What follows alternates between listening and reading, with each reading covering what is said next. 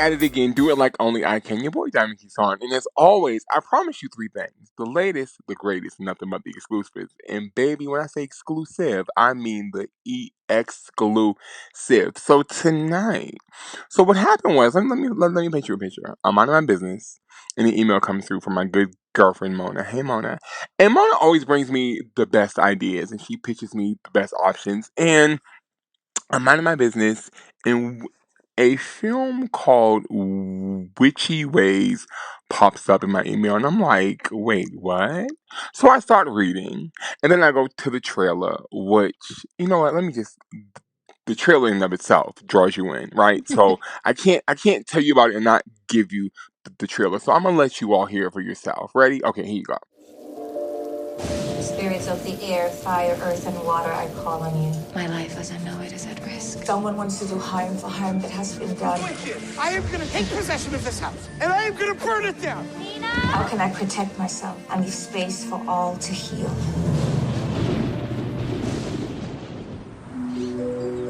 Made it. How's the house? This place might have been magical for my mother, but it's just a house on the edge of the forest in the middle of nowhere. I release fear and call in something new. Oh. God. She's gonna think I was like... Watching her? You were, but is she cute? There's something about her that's just weird. I can't quite put my finger on it, but she makes me nervous. Oh. I was hoping a little bit more time to get to know you before. Just please tell me. We are a family of witches. Okay. Okay, so you're not kidding. I'm full. Evie, you haven't taken a chance on anything in years. I mean, so this Danni is a little different. Different is good. Let her in and see what's there to see. Nah, behave yourself. What is going on? It's complicated. I'm listening. My sister Nina, she had some mean girls at school. She decided she's gonna put a spell on these girls. I think she thought it would be like the craft, like the hair would fall out or something, and she was wrong. It's been over 20 years since Melissa got sick. But only a year since she died. Monster's not gonna work, Robbie. You try to stop me!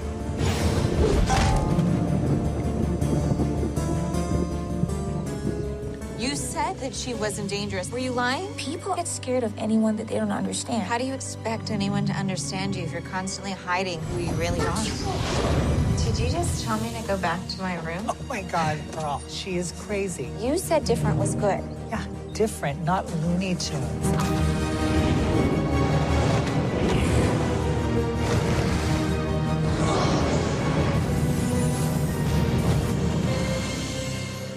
Maybe I have a little magic of my own. Like I said, it takes you there. So from the trailer, I had to go to the movie. And once I got to the movie, there was no way I could sit here and watch this magical love story, this journey of court, love, life, death, all things. And I'm like, how? I have questions. So because I have questions, I need answers. So because I need answers, hey Jane, Hi. how are you?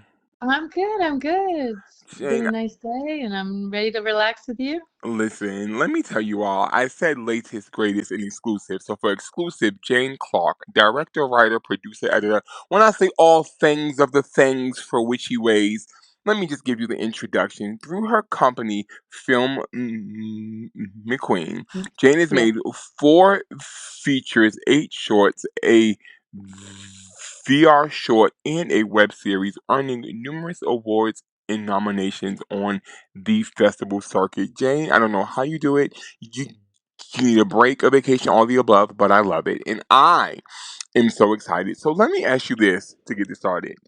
Jane, take me back to the beginning. When did you first fall in love with the idea of being able to create film?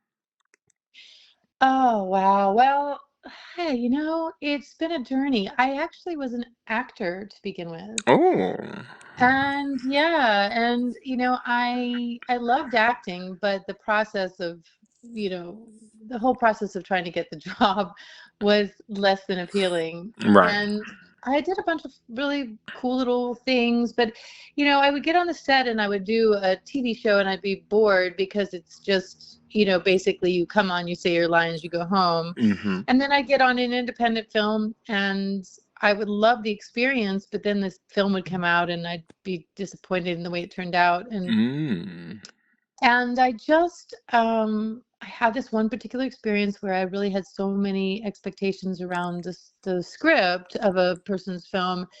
And when the film was finished, it was just, it just was finished poorly. And so I thought, you know what?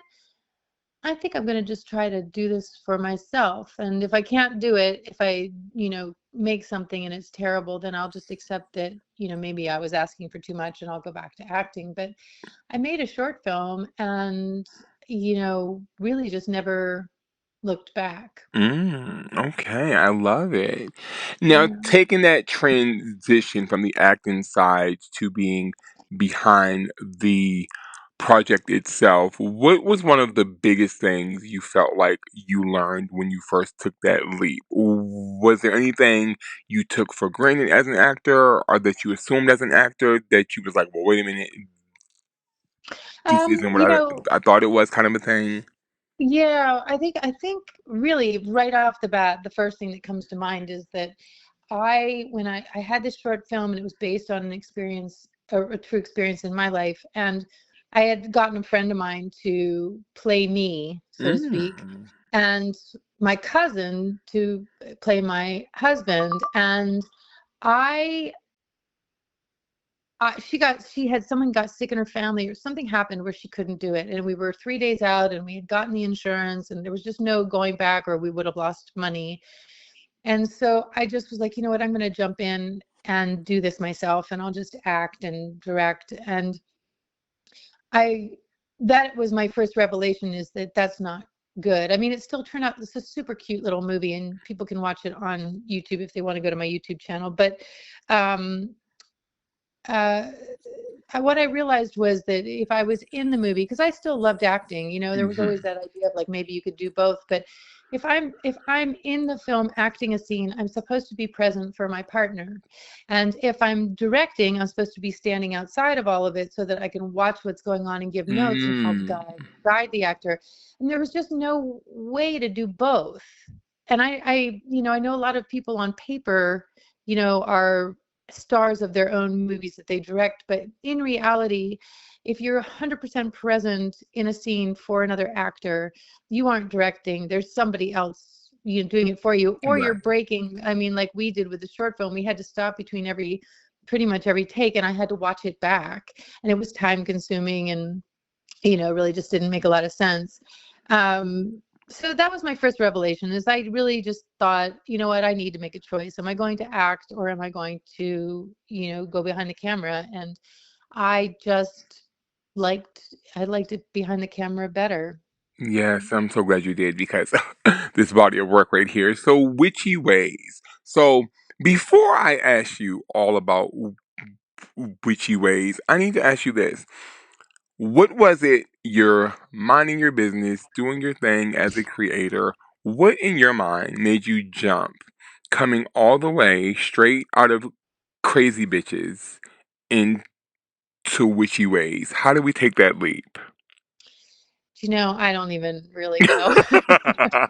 I mean, I honestly, what happened was my friend Marem, who stars as Danni, um, we were having a drink one night and she had come to town. She lives in Europe and she was like, Jane, I just bought this camera and I have, a great DP and I have a great producer. Let's just make a movie together. And we had wanted to make a movie together for a long time. She was actually my behind the scenes photographer on Crazy Bitches 2 Oh, on the wow. second season. Yeah. So, and I just loved her. I knew she was a great actress. So I was like, all right, let me think about it. And so I really started thinking about an idea that I could frame up around Marem. It was like she was more of the inspiration than a movement from one thing to another. There's no logic to the jump from Crazy Bitches to Witchy Ways. Okay. But then again, there's really not a lot of logic between Meth Head and Crazy Bitches. Yeah. I mean, it's like I don't really look at genre as a means, like, I'm not going, okay, I want to be a horror director, or I want to be a romance director, or I want to be a rom-com director, or I want to tell true stories. I don't have like a lane that I want to live in. What I want to do is just tell the best story and the most accessible story in the genre that fits the story, if that makes sense. Mm-hmm. I love So that. I just, like, I wrote a script. I wrote 30 pages of a script that I actually was going to be a little darker, was going to be more scary, witchy, and I just hated it. I was trying to kind of conform, sort of a step somewhere between Crazy Bitches and another script that I had, and I was trying to kind of bridge the gap between those two, and then I just realized I was trying to force feed something that wasn't going to happen, and or wasn't going to happen well, and so I just threw it away and started fresh, and I don't know, I did a bunch of research and watched a bunch of movies, and then I just watched Practical Magic. That was like the thing that turned everything for me. Is somehow the tone and the energy and the fabulousness of these women and the sisterhood between these women. And I mean, there was just so much going on in that film, and it inspired me tonally to start down a different path. And then I researched the witch community, and I was like, oh my God, like there's a whole world of people out there that haven't been ever, like, I don't think ever honestly represented as just human beings walking on this earth, So that was sort of how I fell into Witchy Ways. It wasn't a set intention in the beginning, but more of a desire to work with a friend, and I also really wanted to make a movie about witches. So Well, I am so glad she got her camera and y'all had that drink and we ended up here because I'm in love. So I have to ask you this, right? So without giving too much away, sitting down to now, you've had a script, you hated it, you threw it away, you're back at the drawing board. Conceptually, how do we curate Eve at this point in her life where her transition period is multi-layered? It's her love life, it's her personal life, it's her professional life. Like, there's not just this one pivot, there's like this 3 to 4 tier pivot with Eve as the character. How did you sit down and come up with her concept that would be her introductory executable to us as the consumer world viewing this film? well, during COVID, I had not a lot of friends, but quite a few friends that pivoted themselves. That sort of process of having to stay home and think about your life caused them to really re-examine everything and do, like, in a couple of cases, full 180s to something entirely different, like completely changed up their life. And I thought there's something to that in our world right now where, I mean, I think that, so many people get caught up in what they think they're supposed to do, and they lose track of what they love, and to be honest too, it's a sort of it's thematic in several things I've done in the past. This idea of losing yourself because of responsibilities, and having to either live unhappily or find a way out. And I also had experienced a loss. My mother had Alzheimer's, and she actually fell down some stairs and she broke her hips, and then she died. But so from my own experience as well, so kind of this idea of who needed a world blown up in order to know they had to change. She was caught on this rat race, and how her mom tried to get her to come away to recover. She just kept staying on the hamster wheel, and it took her mother dying to cause her to try, to step out of her comfort zone and change the story she was telling herself. So as I was sitting here watching the movie, so my mom passed in 2019, and when I went to her funeral, I realized that it had been 4 years since I had last seen her because I was always at work. I was doing this, doing that. I always had a reason why I couldn't go Yeah. home. So I'm sitting here and I'm like, dear Eve, get out of my business. Like, why are you in my business? I'm like, do not do this in this movie right now. So I was like, oh my gosh. And what I loved about the executable of Eve and Danny is that they were so relatable. Like, nothing about them was like far-fetched that you're like, this is not real. What is this? Everything was so real world that you're like, oh my gosh. Like, you could almost attribute each one of them to somebody who you know or to yourself. I was like, this is some amazing writing. Now, speaking of amazing writing, I have to ask you, how hard was it to write the scene when Danny sits down and tells Eve that she's a witch? And I asked how hard because it was such a smooth scene, and we know that smooth scenes are never smooth when it comes time to create them. So because especially in you all have to watch the movie because so much happens before the telling of that you're like, ooh. So when the telling happens, you're like, ah. And then there's this silence. And you all know silence can either go to the left or to the right. But baby, this silence takes the movie onto a whole nother pivot. Pivot is the word of the night, okay, you all? So when you sat down to write the moment she was going to let her know she was a witch, how hard was it to come up with that piece? I've got to tell you, it was not hard to write it. Really? Yeah, I actually, and I know like so many writers, they'll tell you they struggle and they stare at the screen and they really, fight to get the story out and all that. But I don't have that. That's not my thing. I mean, I really get into a flow and it just flows. I also, because because I used to be an actor, like I'll read stuff out loud and then adjust and read stuff out loud. I'll play each of the characters, and it just sort of I do it until the rhythm feels right. Okay. But I don't have a lot of struggle. And actually, I thought I just love that scene because it's so much a combination of so many things going on Yes. for both of these women.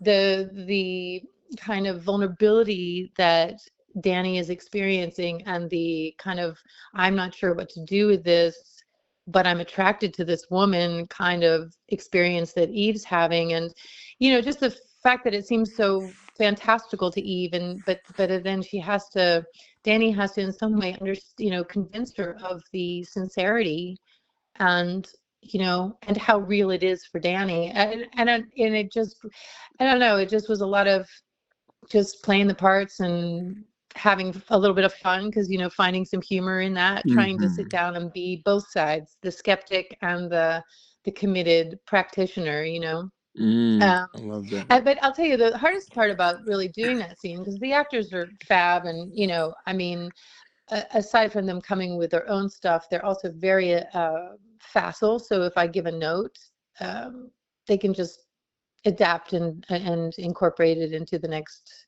take. Okay. So that part all went pretty smoothly too. But what was like probably the hard part, and more for them than me, is that it was cold out. I mean, it's supposed to be kind of fall weather in Los Angeles, but it was actually like that whole time we were shooting was rainy, very cold. You could see your breath, and these poor actors had to like relax. So we had heaters on around them under the table. We had blankets on them under the table.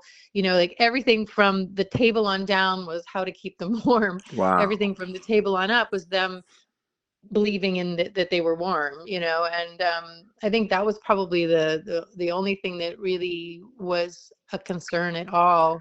And they're troopers, they're professionals, so they just we kept them as warm as we could, and they did their job. I It's a love great that. scene, though. I love that scene. I Yeah. love it.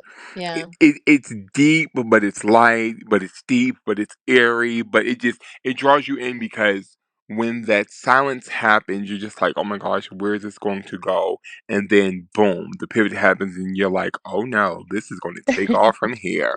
So I was like, yes. Now, I know you had mentioned the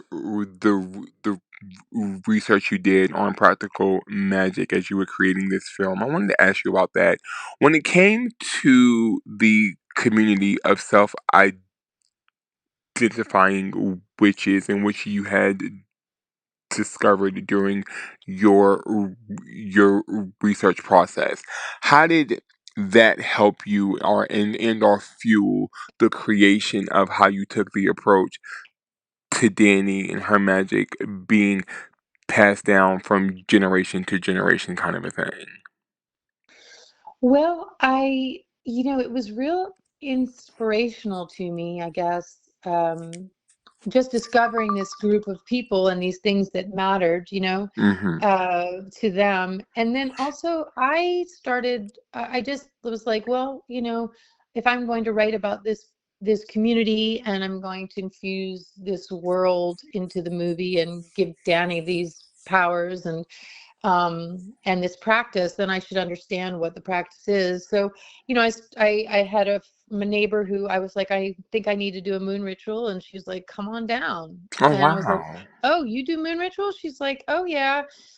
Turns out she's a witch. Didn't tell me before that because she doesn't tell people, but because I was being so open about it and interested and believing in it, that she felt safe to say something to me about it. But she showed me how to do a moon ritual, and it was an amazing experience. And my husband and another friend of ours, Todd, we all do moon rituals twice a week, twice a month. Now we do a new moon and a full moon. Wow. And yeah, and I mean, there's just something amazingly grounding about it. It's a reminder to be grateful, a reminder to let go of things that you don't need in your life anymore, and an invitation to invite in something that is important to you or that you'd like to see happen. Like, all of those things are really, really good things, regardless of whether you want to believe that the moon does anything or not. Why not practice that anyway, right? Mm-hmm. And then, and then I was like, all right, I should probably learn a little bit more about astrology, and I should probably understand how a spell would work, and I should probably understand what sigils are, and so I just started doing things so that I could experience them, so that I could understand like the power of it, what it felt like. Mm-hmm. So I could be as truthful as possible when I was writing Danni. And then really at some point it was a matter of, in post-production, figuring out how far I wanted to take the magic. Okay. I mean, there's magic moments that are built into the story, but how are they going to manifest? What are they going to Right. look like? And am I going to be overt about it? Am I going to be just let them ride? And then when I cut the film and I was starting to feel the tempo of the film and experience this relationship between the women, but also the women to the people in their life that they love, it started to feel like there was magic there anyway, and Mm-hmm. that there was this sort of level of, I don't know, beauty and sparkle and specialness that sort of gave me permission to go further than I thought I would with Mm. how I show the magic. I mean, the ghost was always going to be the ghost, but the magic was something that I had to learn through the edit. Well, honey, the beauty, the magic, all of the above all came out, and I am like, oh my gosh. Now, Oh, thank you. as Eve's character starts to develop through the film, she starts to have this moment of, well, these moments where she deep dives into further understanding who she is. So I was like, oh my gosh, this is amazing, right? So you have one character who is like confident and they know who they are, but their struggles are more so from the outside world. Then you have this other character who appears confident and she's beautiful, but then she's like deep diving to find out who she really is in this new walk of her life, and it's just like, oh my gosh, all the things of the things that make it beautiful. I have a question. As you started Okay. to as you went from the phase of writing and shooting, now you're at the post production and you are watching your body of work. In your mind, What is the biggest takeaway you want for your viewer to take away from this film when they get to the end of it and take that last breath and that sigh of, oh my gosh, this was amazing? What's the one takeaway you really want them to hold on to? One takeaway is really hard for me because there's so much that I hope this film infuses in people. Mm, At the very base core of it, it's just like love is possible, believe in love, mhm. and love is magic. You know, that's a very real thing, and the ending of the film kind of leaves you with a bit of that, I think. But I also hope that people think about, you know, the choices they make or the choices they don't make. You know, are they happy? Are they not happy? Have they talked to their mother recently? Have they not talked Right. to their mother recently? What's the relationship of a best friend? You know, Penny, who Candis Cayne plays, is just such a delight, and I think she's like everybody's perfect best friend. But Absolutely. that's that's chosen family, right? So he doesn't have much of a family anymore, and then her mom passes away. But Penny is her chosen family, and who's your chosen family? You know, Mhm.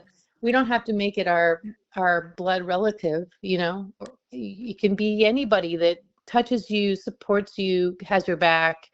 Um, and I think that there's just all of those things are in my mind when I think about the movie, that you walk away maybe talking about these things, feeling the love, believing love is magic, but also underneath it all, when you stop watching the movie, I hope you're with somebody or you call a friend that has seen it and you talk about these other things, Mhm. because I I think they're important.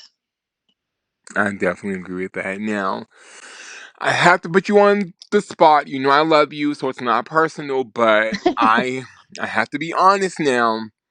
All right. When this movie ends, in my Mm-hmm. mind, I said yes, I said no, I said maybe. I have to ask you, is there going to be a part two? I hope so. Oh, I'm so excited because I was like, I hope okay, so. I was Yeah. like, it ended where it could be the end, and you would be fine with that. But it also ended where you're like, but wait. But it also ended where you're like, oh, you don't have to, but you should. You don't have to, but you can. You don't have to, but I need you to. So okay, I love that. Yeah, Mm. yeah. I mean, I was very thoughtful about that when I finished the edit to make sure that I had an opening to go to another story. So, I mean, I'm hoping it's a long process. It's all about money. If I can if Witchy Ways is a big enough success that I can go to investors with a successful film, then I can raise the money. I can raise the money for the sequel. And I already am thinking about it. I've already asked the actors what would they like to see happen. I mean, I've already got some ideas in my head. Oh, I'm so excited. Oh, can't wait for part two. It's going to happen. I know it's going to happen. I'm so excited. Now, do me this favor. For those who are just getting introduced to the amazing and the wonderful Jane Clark, and they want to go back to Meth Head, to every other body of work that is on your YouTube page and out there for the world to see, where they can find, where can they find you in the world of all things World Wide Web? Probably the most all-encompassing way to find all the projects is to go to my website for my company, and that's Film McQueen, FilmMcQueen, filmqueen.com.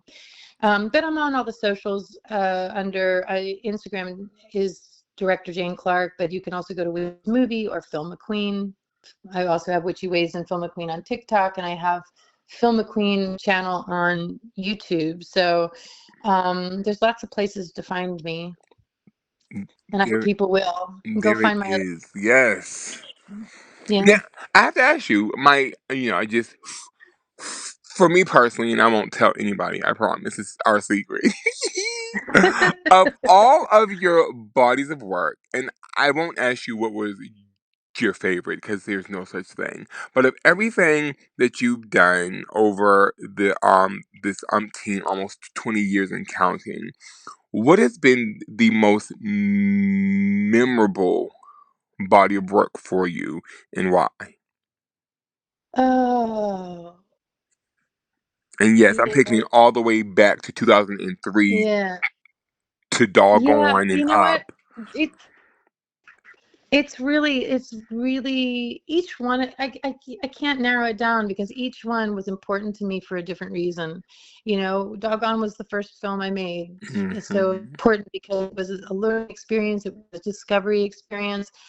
But every single film I've done has had something new involved in it, and every single film I've done has new people involved in it, and every experience, you know, every time you get on a set, it's a whole different ball game. There's whatever you learned the last time to where you are, on the new.